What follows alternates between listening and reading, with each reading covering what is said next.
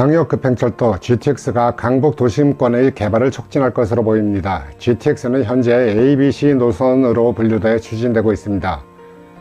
이 가운데 A 노선인 파주 동탄 구간은 이미 착공한 상태로 봐도 무방합니다. 언론에서는 파주 동탄 간 A 노선과 양주 수원 간 C 노선이 교차하는 삼성역 일대를 최고 요지로 꼽습니다. 하지만 잘 뜯어보면 서울역 용산역에서 강북 도심으로 이어지는 GTX B 노선이 최고 수혜 노선으로 떠오를 가능성이 큽니다. 송도 마석간에 건설되는 B 노선은 서울역, 용산역, 여의도역에서 환승을 통해 강남북 요지로 연결되기 때문입니다. 부동산 투자는 현재보다는 미래 가치를 내다보는 행위입니다. B 노선은 애초에 예비 타당성 조사를 통과하지 못할 것으로 예측됐습니다. 기존 철도와 중첩대 수익을 담보하지 못할 것이라는 예상 때문입니다. 하지만 인천은 인구 300만 명으로 이미 제2도시 부산과 어깨를 나란히 하고 있습니다. 시흥, 안산, 김포 등 주변 도시도 거느리고 있습니다. 인천에는 이미 인천 도시철도 노선이 2개나 있으며 국철 1호선, 지하철 4호선, 7호선 등을 통해 서울로 진입하는 노선도 풍부합니다.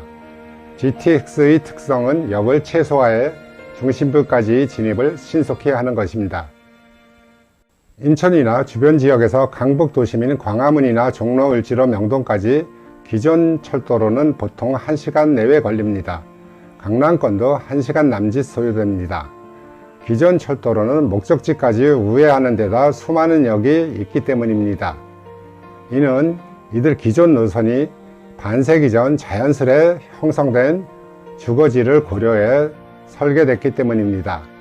GTX로는 송도에서 서울역까지 20분 이내에 닿습니다.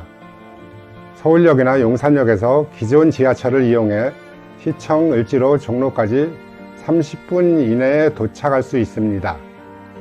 여의도나 용산역에서 9호선이나 신분당선을 갈아타면 반포, 압구정, 신사, 삼성도 40분대에 닿습니다. 양주나 의정부에서 광화문, 용산, 여의도까지 기존 철로를 이용하면 1시간 넘게 소요됩니다.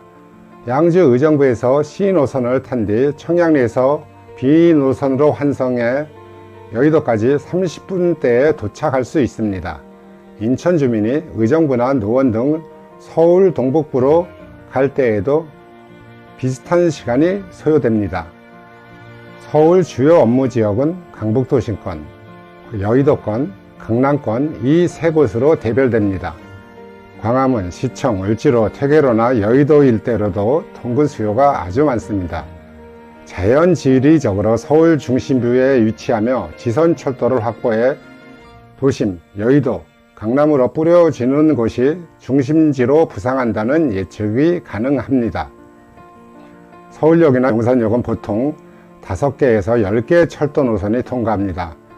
청량리역도 GTX B와 C 노선이 통과하지만 지선 철도가 너무 적습니다. 따라서 모든 노선이 완공될 경우 서울역, 용산역, 여의도 일대가 중심이 될 가능성이 크다고 봐야 합니다. 삼성역은 지리적으로 강남 한복판에 위치합니다. 인근에 잠실, 양재, 수서, 강남역 등 우수 교통 여건을 갖춘 역도 산지합니다. 동북부와 동남부를 잇는 곳입니다. GTX A 노선은 각각 고양, 성남, 용인 300만 주민과 강남, 사구 200만 명을 아우르고 있습니다. C 노선은 인구 100만의 수원과 강남, 사구 그리고 서울 동북부 200여만 주민의 생활을 책임져 줍니다. 이 때문에 많은 전문가들은 삼성역 일대를 최고 요지로 꼽았던 것입니다. A 노선이 가장 먼저 착공된 것도 이 노선이 수도권 최대 인구 밀집지 동남부와 서북부를 아우르기 때문일 것입니다. 하지만 삼성 수서나 양재는 강북 도심으로 연결성이 떨어집니다. 지선 역할을 하는 지하철이 2, 3호선인데 이 노선이 광진, 성동으로 우회하거나 많은 역을 지나 도심으로 가기 때문에 확장성이 떨어집니다. 양재, 수서, 잠실 등 주변역이 수요를 나눠먹는 측면도 있습니다. 현재 강남이 우월한 위치를 지닌 것은 수도권 동남부에 거대 주거 벨트를 끼고 있기 때문입니다.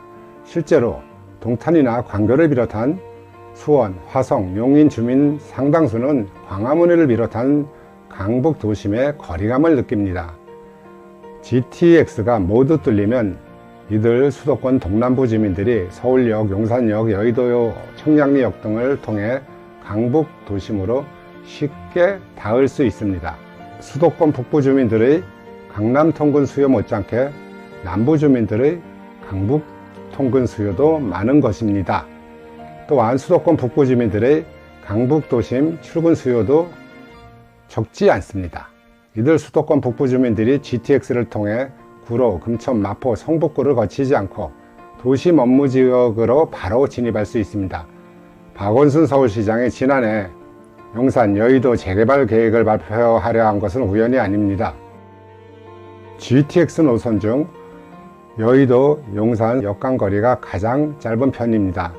이들 3개 주요 역이 강북 도심과 강남 중심지로 뿌려주는 거점 역할을 한다는 말입니다. 앞으로 분양할 3기 신도시에서도 GTX는 매우 중요합니다. GTX는 3기 신도시를 겨냥한 측면이 강합니다. 주요 건설사는 3기 신도시 아파트 분양가를 인접지역 아파트 시세와 연동해 책정할 것입니다. 분양 당시 비싼 곳이 완공 후에도 비쌀 것이라는 오류를 범하지 않으시길 바랍니다. GTX는 고가 이용요금과 긴 배차 간격, 제한된 역수로 인해 재구시를 하기 힘들다는 반론을 받기도 했습니다. GTX가 모두 완공되면 기존 철도는 근거리 통근 수단이나 주요 거점역을 연결하는 지선철도 역할을 할 것입니다. GTX와 함께 눈여겨볼 대목은 조만간 개통할 신설철도 노선들입니다. 앞으로 3, 4년 후쯤 서해선, 원시소사선, 소사대곡선, 신안산선 등이 차례로 개통됩니다. 이들 철도가 어디와 연결되는지 유심히 봐야 합니다. 지난 반세기간 한국철도의 중심은 경부철도였습니다. 미국과 일본을 겨냥한 수요였습니다. 서해선, 원시선, 신안산선 등은 새만금에서 시작해 호남, 충청, 경기 서부를 아우르는 노선입니다. 중국과 교역이 날로 늘어나는 미래에는 이쪽이 발전 전망이 아주 높다고 봐야 합니다. 이들 노선은 결국 GTX B노선 주요 거점역과 연결되어 강북 도심과 강남으로 수요를 넓힐 것으로 보입니다.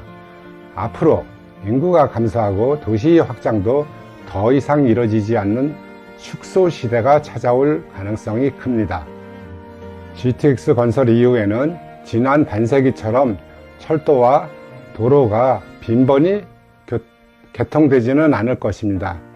그러나 이후 정권에서도 건설과 사회 간접 자본 투자에 힘을 쏟을 것이 분명하기 때문에 GTX는 가장 빨리 추진될 교통수단 중 하나일 것으로 보고 접근해야 할 것입니다. 감사합니다.